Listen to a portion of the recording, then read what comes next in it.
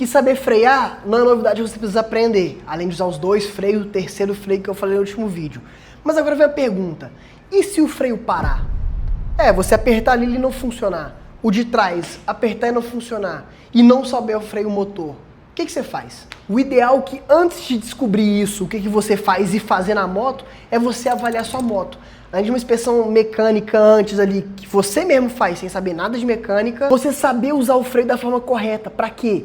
Para que ele não pare de funcionar. Mesmo freios novos, eles podem parar de funcionar. Por quê? Se ele esquenta demais, ele para de funcionar.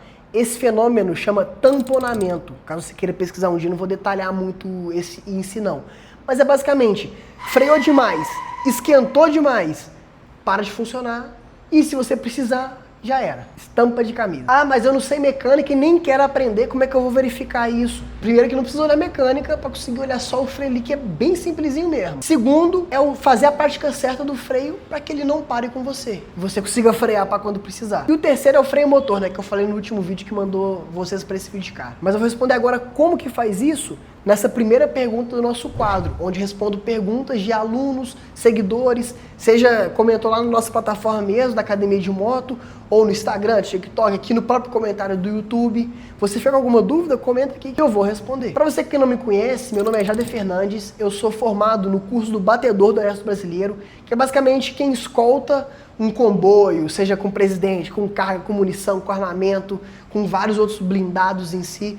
Então o objetivo é fazer o trânsito fluir para que o comboio nunca pare, para que consiga o presidente chegar do ponto A até o ponto B sem ser ameaçado em si. Isso é o que o batedor faz. E eu peguei esse conhecimento que eu aprendi lá no Exército em centenas de missões e estou trazendo a técnica de pilotagem para você, que pilota no seu dia a dia, seja para ir trabalhar, seja para voltar para casa, seja para sair no final de semana e curtir. Então vamos agora para a nossa primeira pergunta. E essa dúvida, sou iniciante, tenho uma Phaser 2026, o peso do pé em cima do freio de trás traz algum desgaste a longo prazo? Acionamento consecutivo, então além de desgaste, faz ele parar de funcionar, igual eu falei na introdução com vocês. Pra você entender como é que funciona o freio, rapidamente aqui, bem direto.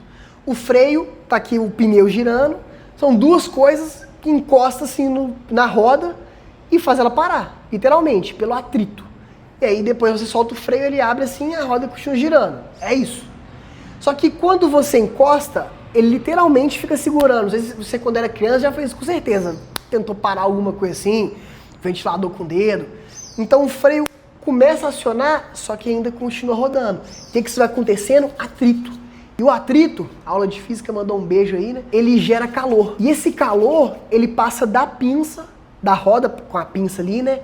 Pro fluido, bem diretamente falando aí, que é mecânico até vai saber mais detalhes sobre isso. O fluido em si, ele esquenta, e quando a água esquenta, o que acontece? Quando tá fazendo café lá, evapora, né? O fluido esquenta, a mesma coisa, também gera um tipo de evaporação ali. E isso gera bolha de ar. Se lá no canal lá, onde tem o fluido, você aperta o freio, esse freio empurra o fluido, igual uma seringa, empurra o fluido empurra a pinça para frear.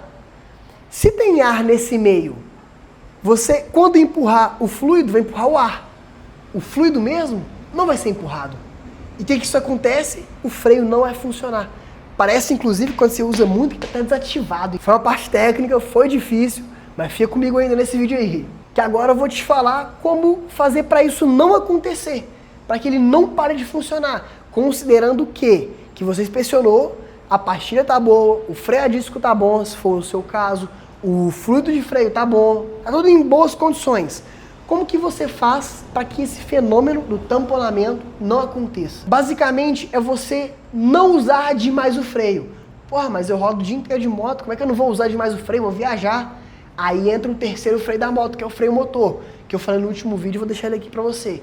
Mas a outra forma, além de usar o freio motor para usar menos, eu vejo que acaba muito o freio de trás, principalmente das pessoas, porque elas ficam com o pé em cima do freio de trás. Então como que eu piloto, aí recomendo para vocês, né? Ponta do pé na pedaleira, não é no freio. Não é o calcanhar que fica na pedaleira, é a ponta do pé que fica na pedaleira. E aí você precisa acionar o freio da frente, aciona, volta. Você já movimenta aqui, né? Mas aciona, volta. Ah, mas e se eu precisar responder rápido? Realmente, aí você fica com o pé no freio de trás. Quando que eu fico com o pé no freio de trás? Em corredor, entrei no corredor ali, já boto o pé no freio de trás ali, cuidado para não ficar acionando, mesmo assim ainda acontece, porque se precisar eu vou ter uma resposta rápida. E a segunda forma é quando eu estou fazendo curva em alta velocidade, eu também fico com o pé de trás no freio de trás para a moto não espalhar durante a curva. E isso tem vídeo aqui no canal também sobre curva em alta velocidade. Ah, mas eu não concordo, quero ficar com o pé em cima. Beleza, não tem problema nenhum. Se acontecer depois, saiba usar o freio motor, saiba usar outras ferramentas para você desviar desse possível acidente em si. Se for com alguma dúvida ainda, pode comentar aqui ou em qualquer uma das nossas redes sociais que eu vou responder para você. Detalhar mais sobre isso, responder outra pergunta, qualquer que seja. Vamos agora para a pergunta número 2. Eu caí, começou bem, né? Tirei a carteira 5 dias depois, odeio quando fala, só cai quem anda. Porque isso me faz pensar, então melhor continuar sem andar. Isso daqui é muito triste, o tanto de gente que deixa de pilotar ou deixa de fazer alguma coisa e ir para certo lugar de moto porque tem medo, porque não tem a técnica para conseguir pilotar e ter tranquilidade, gestão defensiva, etc. E não é uma pergunta em si, mas vamos falar sobre esse ponto aí, sobre a segurança da pilotagem no trânsito em si. O medo ele acontece às vezes, a dúvida, a insegurança, pelo desconhecimento. Quer uma analogia? A pessoa no deserto, ela não desespera, não é porque não sabe aonde vai. É porque tem 1 milhão de lados que ela pode escolher. E aí pode dar certo, pode dar errado, inclusive. Quando você compra lá no McDonald's, tem que 3 opções. Pequena, média, grande. Pra quê? Pra você não escolher muita coisa. Pra você focar naquilo e executar. Na pilotagem é a mesma coisa. A gente dividiu em 3 pilares. Conhecer a sua moto, conhecer você mesmo, piloto, técnica em si, e conhecer o trânsito. Quando você ampara esses 3, dentro de cada um tem vários itenzinhos. Mas já não é mais o deserto, que é 1 milhão de oportunidades, né? Você tem 3 ali. E você começa a galgar degrau por degrau em cada um deles. Isso deixa um pouco mais seguro. E quando você faz essa parte mais segura, você vai ganhando mais confiança. Como ganha confiança? Como perde medo? Coragem não é não ter medo. É você ir apesar do medo. Só que você vai com técnica. Eu vou te contar uma história bem rápida aqui de como que foi nosso treinamento de curva no batedor, na 4ª semana. A primeira vez que eu fiz era curva em alta velocidade e basicamente você tinha que executar as curvas a 50, 100 por hora, 120 e incentivar a fazer o mais rápido possível. Só que eu tinha medo. Por quê? Porque eu nunca tinha feito curva nessa velocidade. Ah, porque você é um marica, etc. Beleza, chama o que quiser. Eu não tinha feito, eu não sabia fazer, então eu tive medo de fazer. Aí o camarada foi lá, o instrutor, falou a técnica e falou, vai. E aí primeiro eu fiz a 40 por hora, a pessoa até zoou, 60 por hora, 70, 80, 80, 80, 60 de novo. Fui pegando técnica e confiança durante, ao final do dia, porque a gente tinha tempo para praticar no autódromo.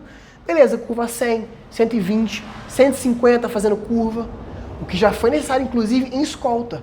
Se eu não tivesse praticado a 60, a 80, a 100, a 150, essa curva que eu precisei fazer a 150 não teria saído da escolta. Eu não estaria, talvez, hoje aqui falando com vocês nesse canal. Você saber a técnica, pilotar, ou esses 3 pilares, isso é bom pra você.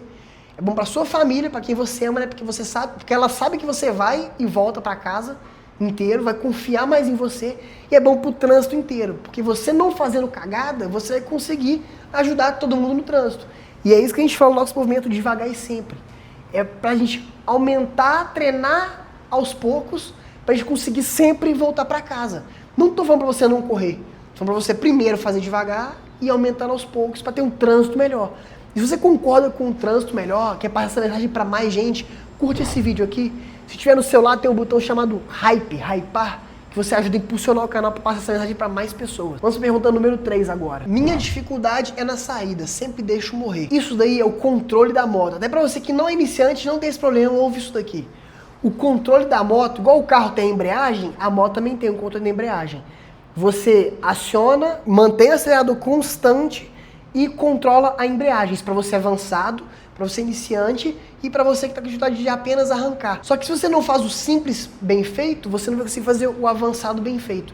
E literalmente a forma que você controla a sua moto, que a gente faz a pista de velocidade ali, de velocidade não, de baixa velocidade, que é o controle 100% da sua moto, às vezes 2 por hora, 3 por hora, 1 por hora, você tem que parar ali, você para em cima da moto.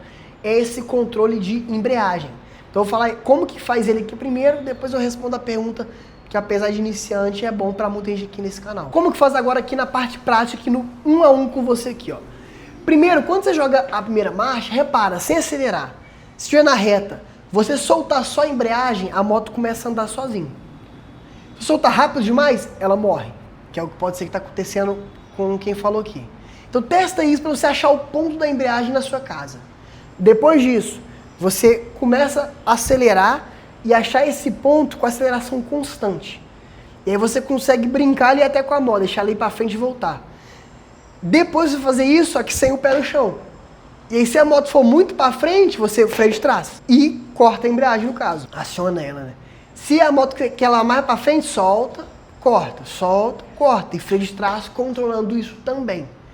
Isso é uma prática que você pode fazer todo dia, antes de sair de casa um pouquinho só, para você treinar esse controle da moto. E para você que perguntou, você vai conseguir arrancar no sinal sem morrer.